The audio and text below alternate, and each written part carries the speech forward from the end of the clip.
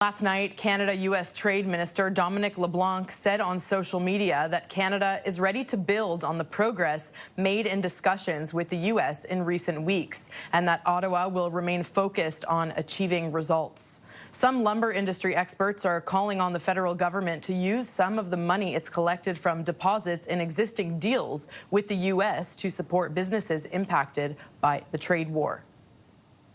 Now, with reaction from the aluminum sector is Jean Simard. He's joining us now. He's the President and Chief Executive Officer of the Aluminum Association of Canada. Thank you so much, sir, for joining me today. Your reaction to this latest announcement?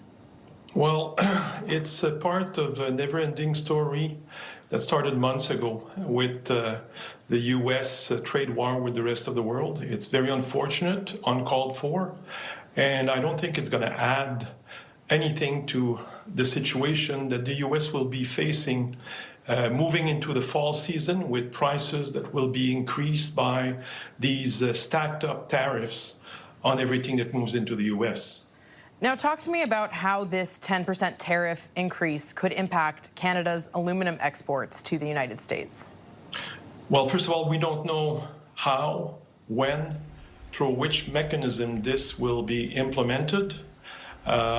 If it adds up to the already existing 50% tariff on aluminum coming from all over the world, but strictly on Canada, we might see the same phenomena that unfolded in the course of the months of July and August, following a 50% tariff coming into place, where our metal started moving towards Europe instead of the U.S. And basically, the U.S. found itself in a situation where 45% of Canada's metal that used to go through the border found a new direction for a market that wants our aluminum as much as the U.S. wants it, which is Europe.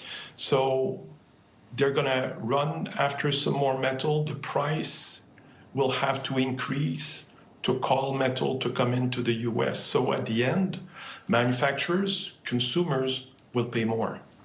So bringing the focus back home, what does this move mean for aluminum producers and workers here in Canada?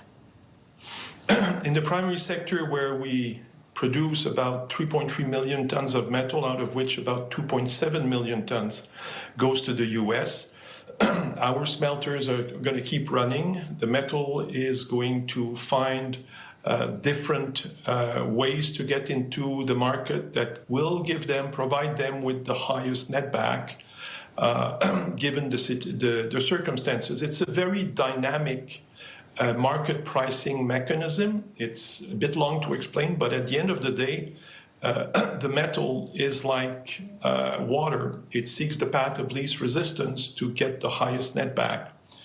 Workers in primary smelters in BC and in Quebec are not impacted by this situation. We're going to keep production going as we speak. And it's more so the impact for small and medium businesses that process aluminum in order to provide the U.S. with components for cars, airplanes, and stuff like that. They will be far more impacted than the governments. Provincial and federal have programs in place to help them out. And what steps would you like to see from Ottawa at this point? Just keep the same attitude of having the agility to get back to the negotiation table with the U.S., with all the expertise that Canada has about this situation. We're working very closely with the government. We're backing them up with industry numbers, and we're expecting our government authorities to be ready to move if and when there is a signal to go back to those negotiations.